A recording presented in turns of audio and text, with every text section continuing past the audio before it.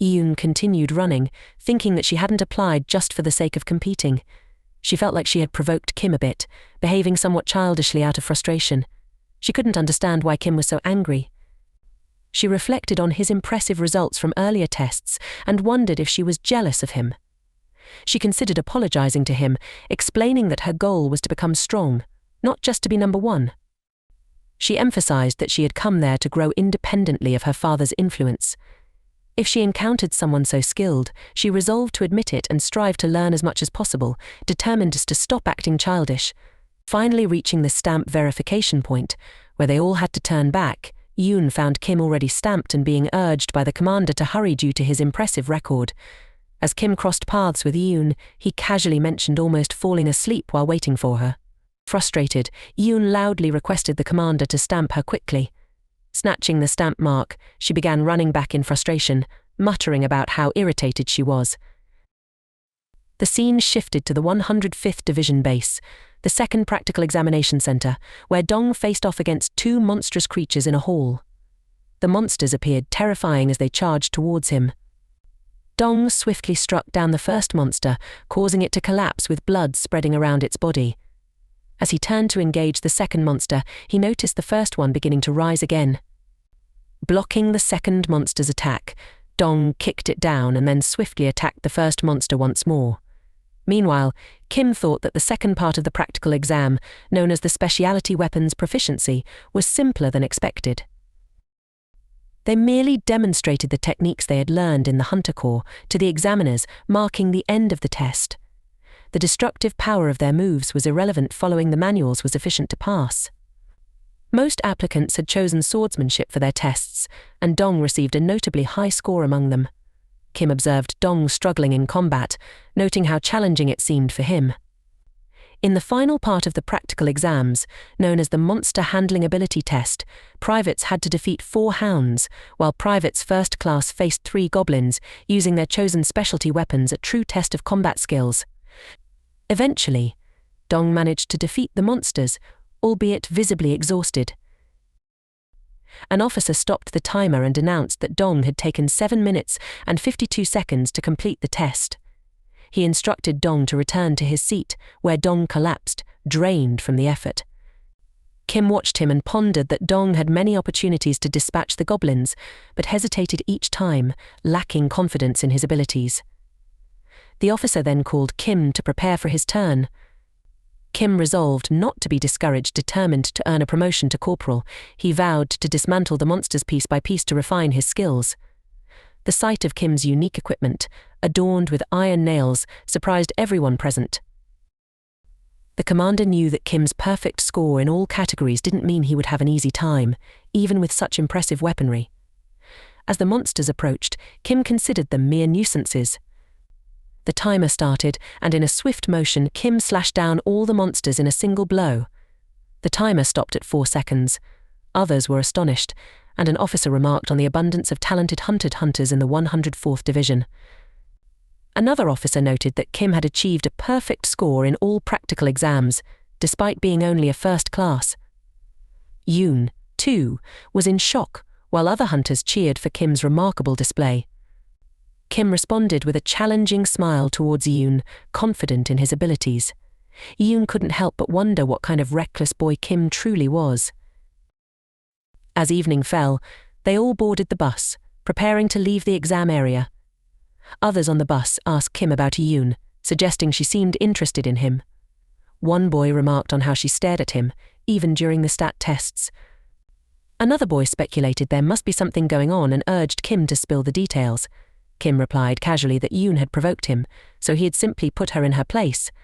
The others were taken aback by Kim's response and asked if he considered merely looking at someone as provocation. They crowded around Kim, pressing for more information. One asked what Kim had done to her, while another questioned if Kim had really claimed to have put down the dream girl of that boy. Others wondered about Kim's perspective. Feeling annoyed, Kim clarified that Yoon wasn't his dream girl. This frustrated one of the boys, who demanded to know who Kim's dream girl was. Kim sighed and revealed that his dream girl was Lumi.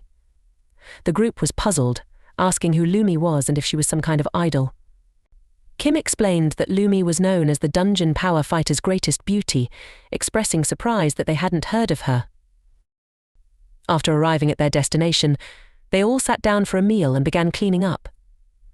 Liu brought more food, urging them to eat as much as they wanted. Cho remarked to his friend that it was the first time he had seen Liu act so generously and must be in a good mood. His friend agreed, thanking Kim for the meal and acknowledging that it was likely thanks to him. Kim graciously accepted the thanks. Observing Kim's 3 stripes, Cho speculated that Kim would soon be promoted to sergeant.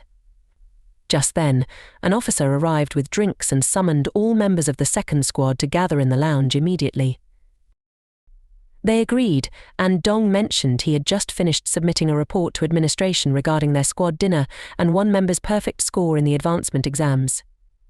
While Kim was having a drink, Cho asked if he was drinking beer. His friend jokingly told Cho to save some for himself. The officer then announced that the drinks were a gift for the company commander from Kim, requesting everyone else to leave.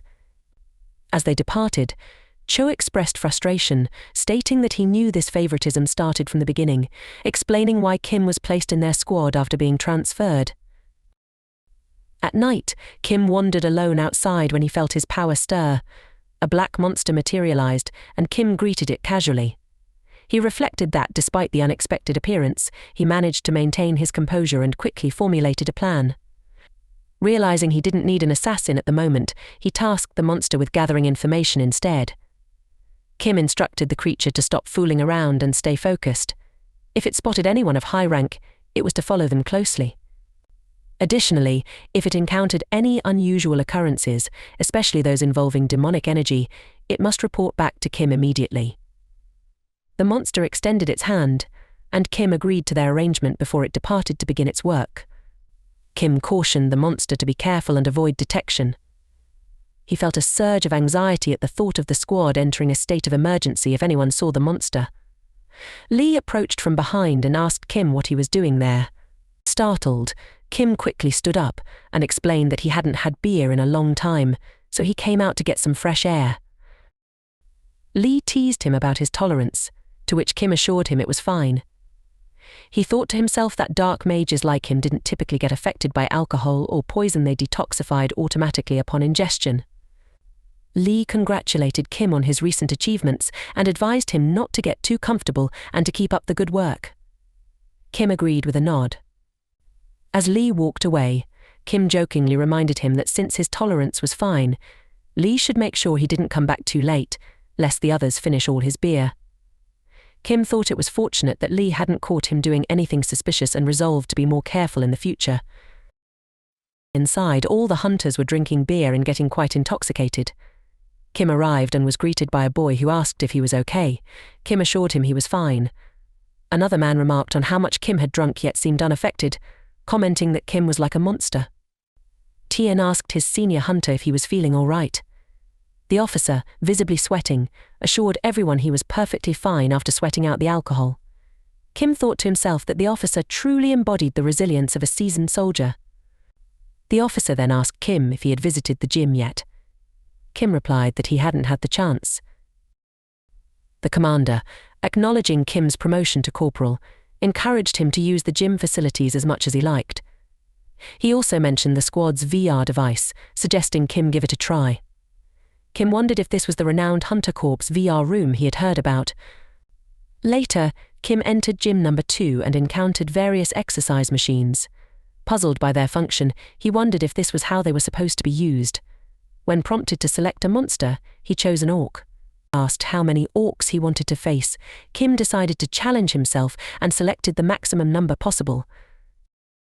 Kim found that the maximum number of monsters he could face was 30.